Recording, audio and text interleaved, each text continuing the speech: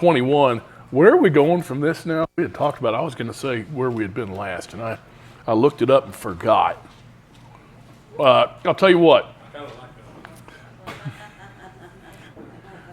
I'm going to go to Paul's letter that we did the longest ago. Okay? That's what I'm going to go to. I think it's going to be 1st and 2nd Thessalonians, but I'm not positive. So we'll, and that won't take long, but that's where I think we're going to go. Now, this chapter in John, it's almost like an epilogue. Now, what's an epilogue? It's after the fact thing. Okay, now, I only expect a few people to remember this show. It was called the FBI. Mark knew what was coming. And what would it say at the beginning? It would say, well, prologue. It would start with a prologue, and then it'd place a little bit, and then it'd go to scene 1. And then it'd go in the crime bid that was committed or whatever, scene 2, scene 3, scene 4. And at the end, after, there's only a few minutes left, they run some commercials, and then they come back for that last 1-minute segment. It would say just before that, epilogue. That's the only time I think I've ever seen the word used was on the FBI. So I thought I'd use it here.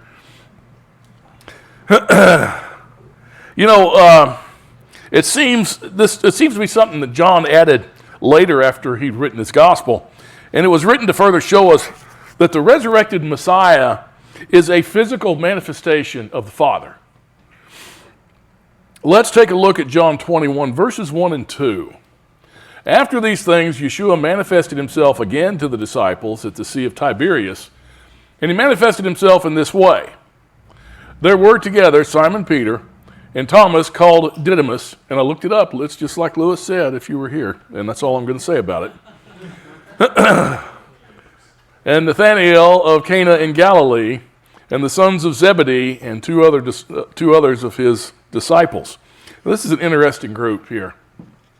We have Peter, who's somewhat impetuous, warm-hearted, fails at times. Then there was Thomas, who doubted others when they said Yeshua resurrected. We have Nathanael. Nathanael, he was the first doubter. That's in John 1, verses 45 through 47. Well, it's actually through 49. We read Philip found Nathanael and said to him, "We found him of whom Moses in the Torah and also the prophets wrote, Yeshua of Nazareth, the son of Joseph." And Nathanael said to him, "Can any good thing come out of Nazareth?" Philip said to him, "Come and see." Yeshua saw Nathanael coming to him and said of him, "Behold, an Israelite indeed, in whom is no guile." Nathanael said to him, "How do you know me?" Yeshua answered and said to him, "Before Philip called you, and when you were under the fig tree, I saw you." Nathanael answered him, "Rabbi, you are the son of Elohim, you are the king of Israel." Well, he was a doubter, but it didn't take a huge miracle for him to see who this was. We have the sons of Zebedee. That's James and John. And there's two other disciples, kind of a motley crew here. There are 7 of them. What does 7 stand for in Scripture? Completion. It's not perfection. That's Doc's number of perfection in the golf course on a par 3.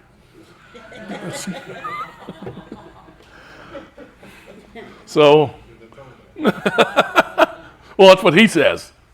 What'd you get? I got perfection. Only took 3 putts to do it, too.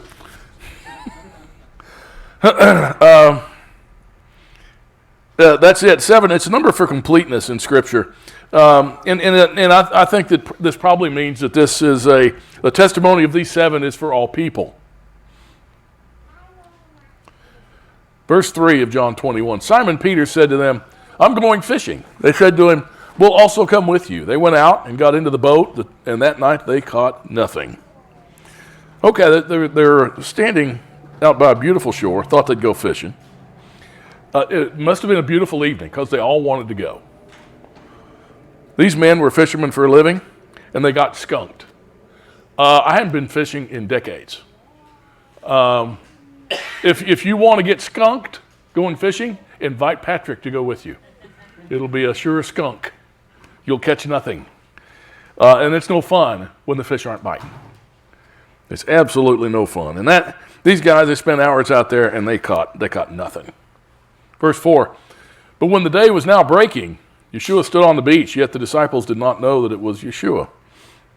Yeshua was in his resurrected and glorified body and was recognizable, but they were probably 300 feet from shore or so, and it was still dark. They could see somebody there, they just didn't know who it was.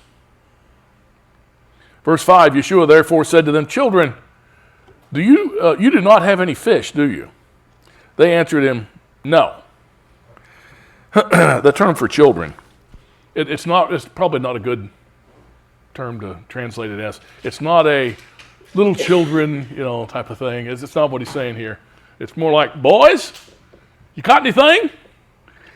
That's more like it is. That's the method with which he was communicating.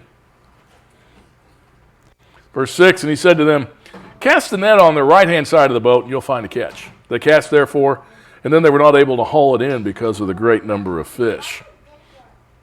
This is similar to the incident that happened in Luke 5, starting at verse 3. And he got into one of the boats, which was Simon's, and asked him to put out a little way from the land.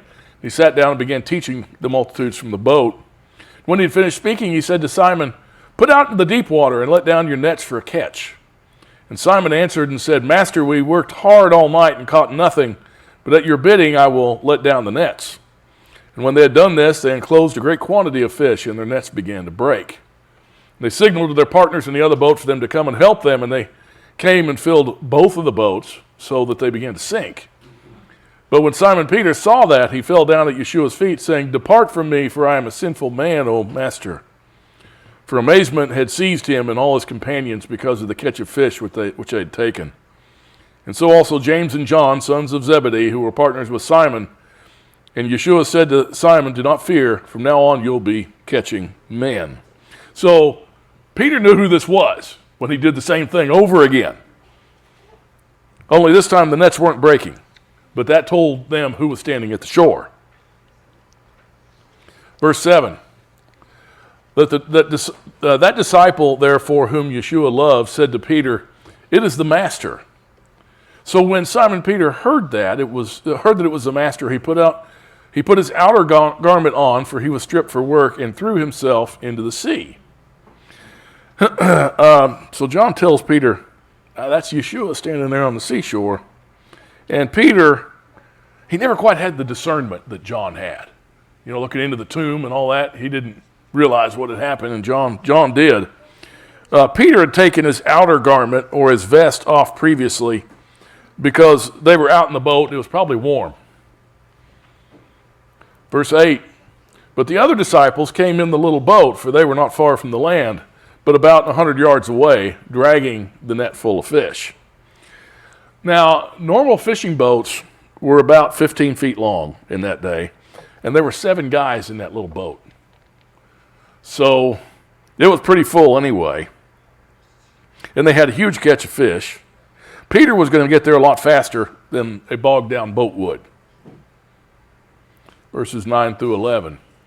So when they got out upon the land, they saw a charcoal fire already laid, and fish placed on it, and bread. Yeshua said to them, bring some of the fish which you have now caught.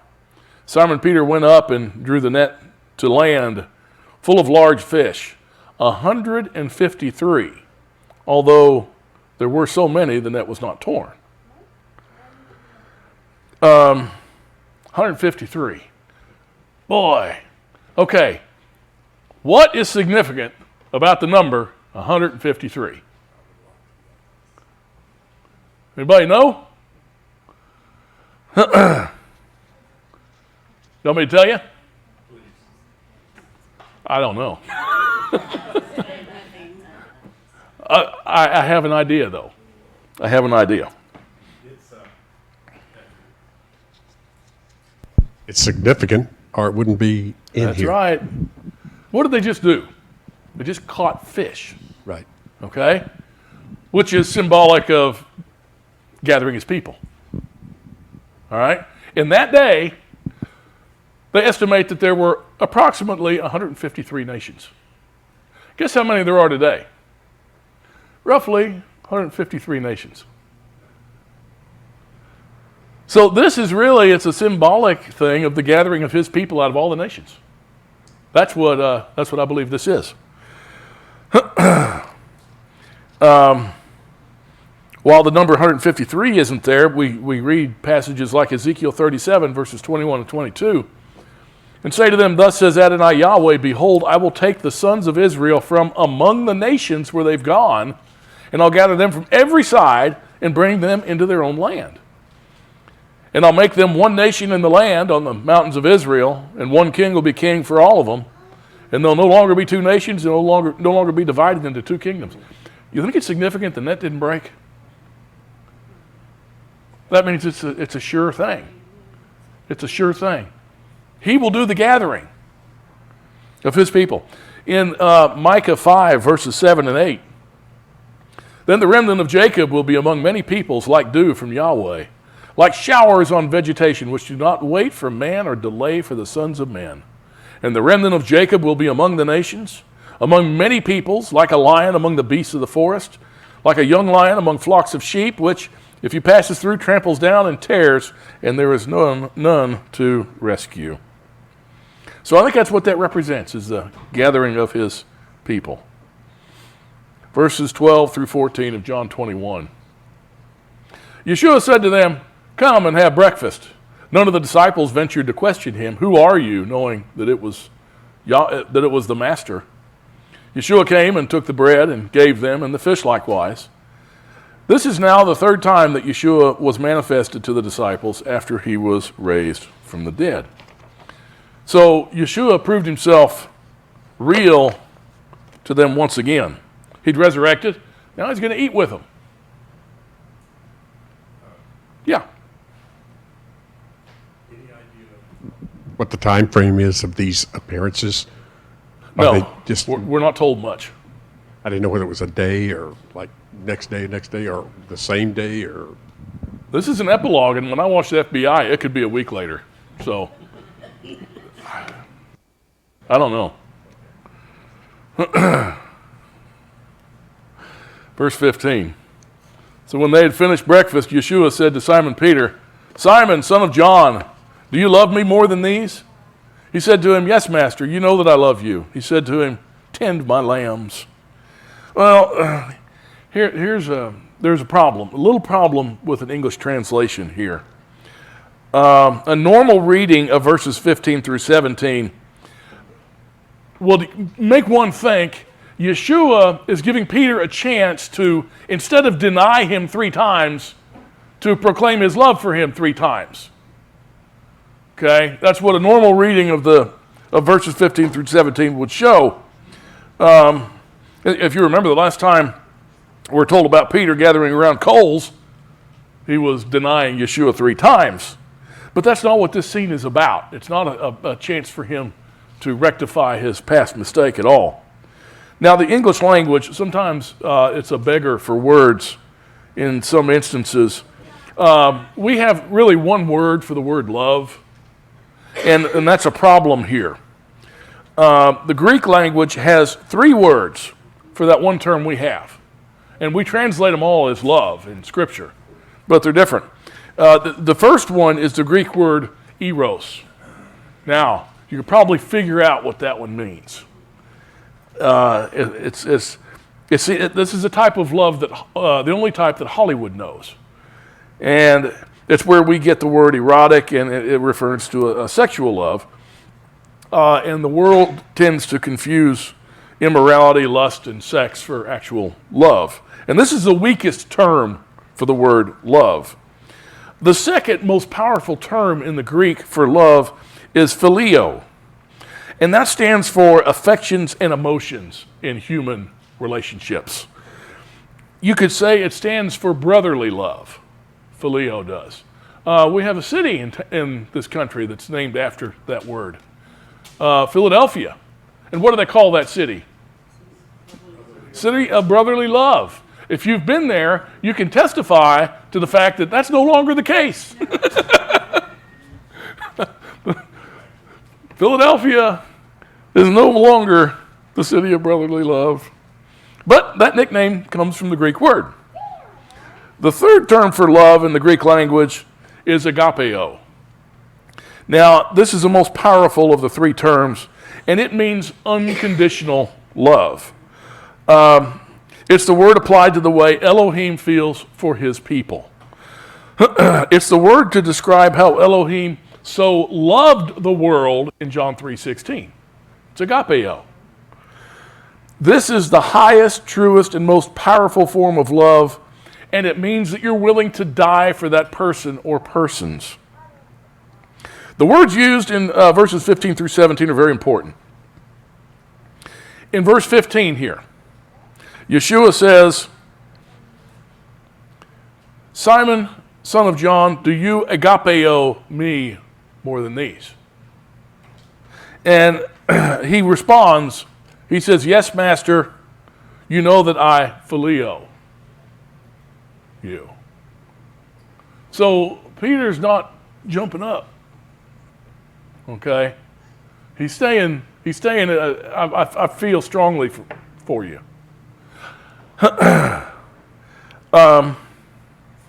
Peter may have been hesitant to shout out about how he feels about Messiah at this point. Remember, he already said he'd die for him and then ran away. So maybe he's hesitant to go to this agapeo level. And I think he knows he's capable of failure. But he knows also this agapeo love is what's commanded in the Torah. In Luke 10, verse 27, and he answered and said, you shall love agapeo Yahweh your Elohim with all your heart, with all your soul, with all your strength, and with all your mind, and your neighbor as yourself. If so, then Peter's told to feed his sheep. And that's the description given to how David took care of Israel. In Psalm 78, verses 70 through 72, he also chose David his servant and took him from among the sheepfolds. From the care of the ewes with suckling lambs he brought him, to shepherd Jacob his people and Israel his inheritance. So he shepherded them according to the integrity of his heart and guided them with his skillful hands. Okay, let's go back to John 21, verse 16. He said to him again a second time, Simon, son of John, do you love me? And he said, yes, master, you know that I love you. He said to him, shepherd my sheep. So it was the same result. Yeshua said, Peter, do you agapeo me? And Peter said, hey, master, I have a strong affection for you. He didn't answer the question. Peter did not answer the question. Yeshua is trying to lift Simon Peter to a higher level, but Peter doesn't really want to have a part of that. Yeshua tells him, and he says poimeno in the Greek, and that means be a supervisor and tend over my sheep. He says to feed the lambs in the previous verse and to discipline the older sheep in this verse. We tend to want to discipline the lamb and feed the older sheep, but he says the opposite. He says feed the younger sheep and discipline the older ones. The reason being is that the lambs are going to follow the older sheep. Verse 17, he said to him the third time, Simon, son of John, do you love me? Peter was grieved because he said to him the third time, do you love me? He said to him, Master, you know all things. You know that I love you. Yeshua said to him, tend my sheep. This time, what happened isn't what you think. Yeshua this time says, do you phileo me? So he's saying, do you have a strong affection for me? And Peter now, that's why he says here he was grieved, because he knew that Yeshua had to step down to Peter's level and communicate with him there. And that grieves him. Peter says, yes, Master, you know I have a strong affection for you. He wasn't grieved because Yeshua asked him 3 times. He's grieved because he knew Yeshua had to come down to his level and to accommodate him. It's what he had to do. It's interesting that Peter uses the word translated as love 7 times in his letters to describe the love for Elohim and the love of our brothers we're supposed to have. He always uses that word agapeo. But here in this instance, he couldn't say it. Yeah. What you're saying is each time Yeshua asked if he loved him. Yeah, are you willing to die for me? Well, I know, but each time he asked him a different level of love, are you saying that Peter responded with something less? Yeshua the first 2 times asked him, are you willing to die for me? Yes. And he says, I feel real strongly about you. Are you willing to die for me? I feel real strongly about you. Do you feel real strongly about me? Yes, I feel real strongly about you. In other words, you never tended his sheep. Well, No. yeah, he still said, tend my sheep. Okay. You would tend sheep somebody that you like them a little bit. Yeah, well, and I see your point there, Tom. You see, I think he was ashamed. I think he was very hesitant at this point to proclaim his steadfast love. Why did he give him a different instruction for each time he asked him? Because there's different responsibilities he wanted to have. This time, he tells Peter to Bosco, feed my older sheep. You see, us older sheep, we need to be fed too, not just get whipped. Right? Now, we need whipping every once in a while, but we need to be fed. Why did Yeshua tell Peter to do this? Well, it was prophesied it would happen. In Jeremiah 3, verse 15, then I'll give you shepherds after my own heart who will feed you on knowledge and understanding. And in Jeremiah 23, verses 3 and 4, then I myself shall gather the remnant of my flock out of all the countries where I've driven them, and shall bring them back to their pasture, and they'll be fruitful and multiply. I shall also raise up shepherds over them, and they'll tend to them. And they'll not be afraid any longer, nor be terrified, nor will any be missing, declares Yahweh. So he says here, he's going to tend to them, he's going to feed them, and that's what Yeshua told Peter to do. Just what was prophesied in Jeremiah. He was talking to Peter, but wasn't he speaking to all of his disciples? Yeah, but Peter was this experiment. Right, but ultimately we all have are responsible. Have the same charge that was given to Peter. Yes, I agree, absolutely. Let's look at verse 18. Truly, truly, I say to you, when you were younger, you used to gird yourself and walk wherever you wished. But when you grow old, you'll stretch out your hands, and someone else will gird you and bring you where you do not wish to go. This is a prophecy of death for Peter, martyrdom. Yeshua tells him when he was younger, he used to do whatever he wanted. But the time will come when he'll be taken away forcibly and he's going to be killed. That's what he's telling him right here. It says, when you grow old, you'll stretch out your hands, someone else will gird you and bring you where you don't wish to go, which is death. Now, tradition says, and this is as early as 210 AD by Tertullian, tells us that Peter was taken away by Nero somewhere between 64 and 68 AD. Tradition says he was going to be crucified, but he stated that he didn't deserve to die in the same manner as Messiah did, so they crucified him upside down. Don't know if that's true. That's what tradition says. Yeshua says here, you're going to be killed. Verse 19, now this he said, signifying by what kind of death he would glorify Elohim. And when he had spoken this, he said to him, follow me. Well, Peter had previously said he would lay down his life for Yeshua, and Yeshua just told him, you're going to get your chance. Verses 20 and 21, Peter turning around saw the disciple whom Yeshua loved following them, the one who had also leaned back on his breast at the supper and said, Master, who is the one who betrays you? Peter, therefore, seeing him, said to Yeshua, Master, and what about this guy? What about this man? Peter, he said, okay, I'm going to die, and it's going to be a tough thing, and I'm going to be a martyr, but what about John? What about John? How's he going to die? Verse 22, Yeshua said to him, if I want him to remain until I come, what's that to you? Follow me. I think it's the origin of the term, what's it to you? Okay? He was just like, Yeah. Yeshua tells Peter, it doesn't matter about John. John might just hang around till I return, but that's not important to you, Peter. mind your business. I said, I would tell my kids, mind your business. Yeah, mind your business. That's right.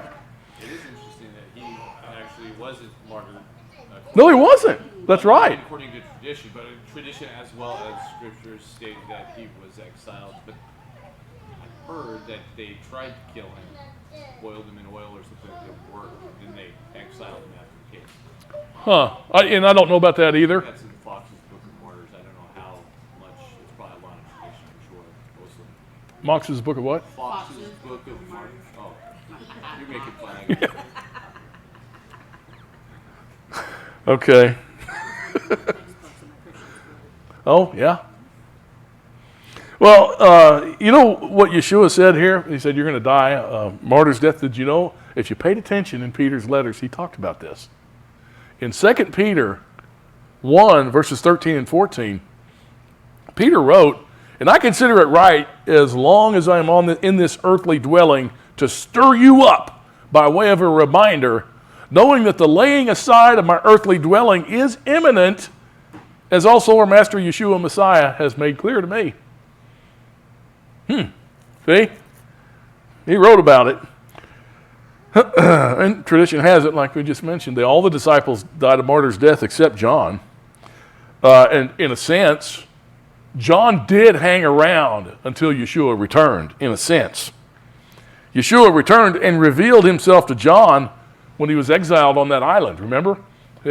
John was in meditation, and his meditation about the day of Yahweh, and behind him, Yeshua appeared in his high priest garb.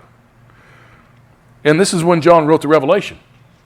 So, see, actually this, if I want him to remain until I come, what's that to you? So, that is actually what happened. Verse 23, this saying therefore went out among the brethren that disciple would not die. Yet Yeshua did not say to him that he would not die, but only, if I want him to remain until I come, what's that to you? So John said that many misinterpreted this phrase. He's clarifying it for us. Verse 24, this is the disciple who bears witness of these things and wrote these things, and we know that his witness is true. Well, we have 4 different writings that attest to the truthfulness of the life of Yeshua. And that's more than enough witnesses to establish the matter. All we need are 2. Verse 25, there are also many other things which Yeshua did, which if they were written in detail, I suppose that even the world itself would not contain the books which were written. So John says there's a lot of stuff that wasn't written in the books that we didn't record. John uses hyperbole here to express his thoughts on how his mind boggles at the greatness of Yeshua's signs and works.